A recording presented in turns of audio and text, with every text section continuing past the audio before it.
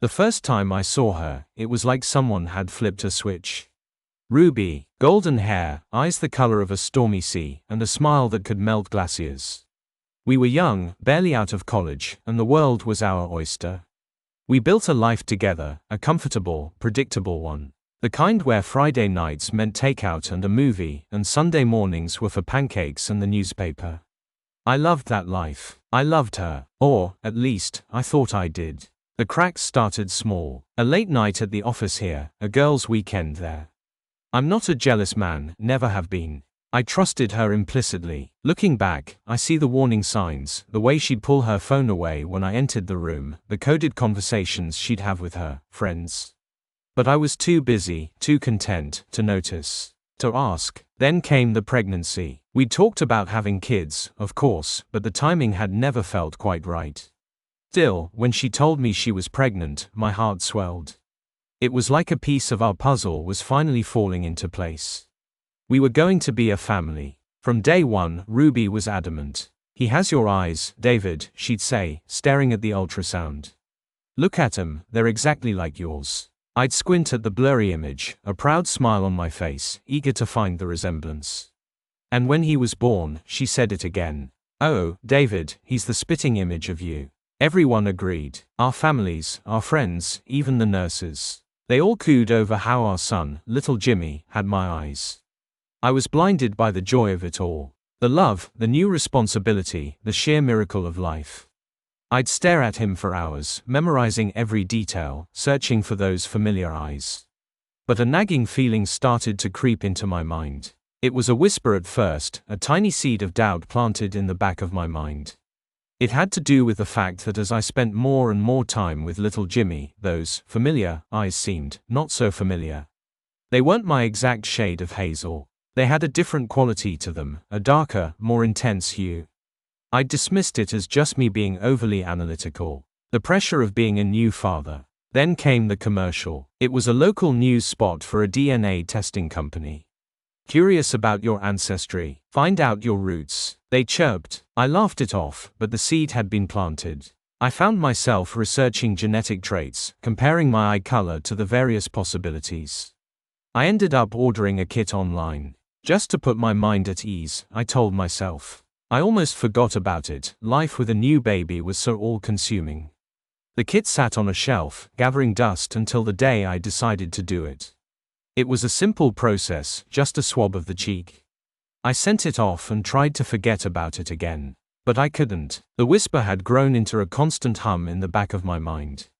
The email came on a Tuesday morning. I was at work, knee-deep in a project proposal when my phone buzzed.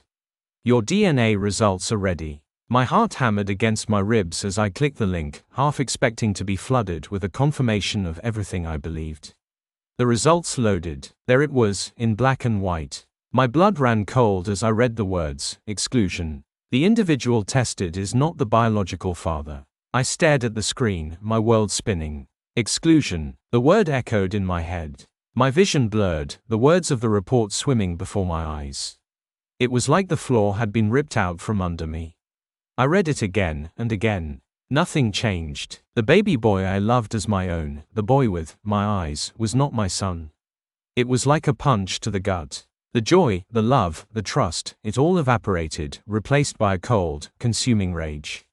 I felt sick, nauseous. I couldn't breathe. I needed to see her, to make her explain. I left work without telling anyone, got into my car, and drove home like a man possessed. Ruby was home, of course, cooing at Jimmy in his bassinet.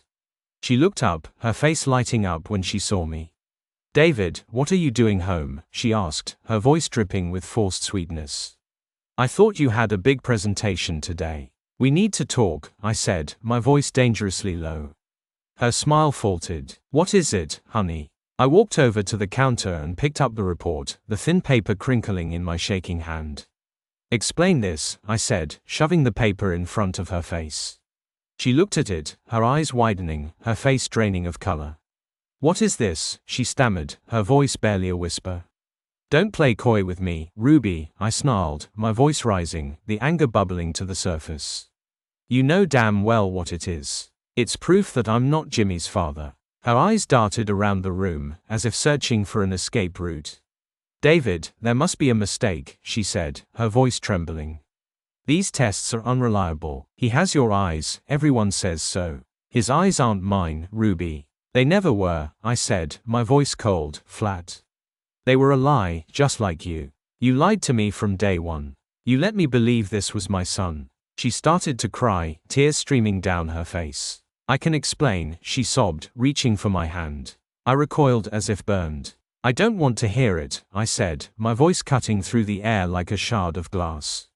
I don't want to hear your pathetic excuses. I want you out of my house. Out of my life. She looked at me, her face a mask of disbelief. You can't do that, she whispered. We're a family. We're married. We were a family, I corrected her, my voice a deadly calm. You destroyed that. And as for the marriage, consider it over. I turned and left the room. I went straight into the office, ignoring her cries as I printed out legal separation documents that I had researched the previous night.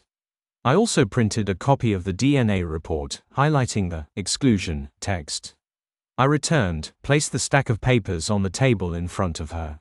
Sign it, I said. She was still crying, her hands shaking as she reached for the pen. What about Jimmy? She asked, her voice hoarse with sobs. What about him? I asked coldly, my eyes fixed on hers. He's not my son. He's your burden, not mine. It was a cruel thing to say, but in that moment, I felt no compassion, no sympathy. Only a deep, burning rage. She signed the papers, tears dripping onto the page. Then I walked out. I didn't say goodbye. I didn't look back. The next few days were a blur. I moved into a small apartment, the silence a stark contrast to the chaos of my previous life. My lawyer dealt with the separation and divorce. The house was sold, the assets divided. I ensured that she had what she needed to take care of her son. I gave her more than was necessary, because I knew that Jimmy wasn't to blame for her sins, and also, if I'm being honest, it made me feel somewhat less bitter. I didn't want her to fail. I wanted her to have everything she needed, and fail all the same. I didn't reach out to her. I didn't want to see her face, or hear her voice, ever again. I threw away every photograph of us, every reminder of our life together. I was like someone who had woken up from a dream, finally seeing the world for what it really was. I finally saw the truth behind her smile, behind her eyes, behind the web of lies she had spun. Months passed. I threw myself into my work. I spent my weekends hiking and exploring, seeking solace in the quiet solitude of nature. I was slowly, painstakingly, rebuilding my life. It wasn't easy. The pain was still there, a dull ache in my chest, but it was fading, slowly but surely. Then, one day, I received a package in the mail. It was a small, beautifully wrapped box. I opened it, curious, and found a framed photo. It was a picture of Jimmy. A recent one. He was standing in a park, his hand gripping the hand of the man that was his real father. I didn't recognize the man. The photo was accompanied by a handwritten letter from Ruby. I know you hate me, she wrote. And I understand. I deserve it. But I wanted you to see him. He's happy. He deserves to be happy. I hope you can find some peace too.